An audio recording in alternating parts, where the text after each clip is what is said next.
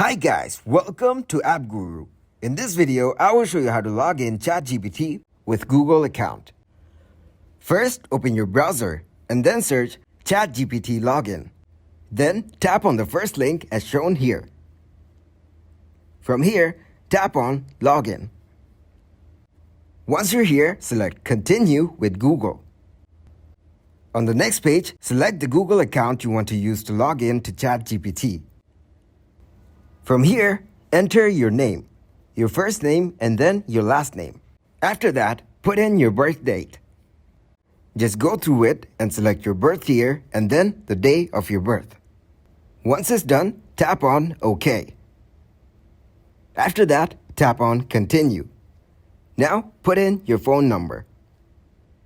After that, tap on Send Code via SMS.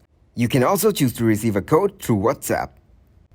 After receiving the code, just put it in and confirm. That's it.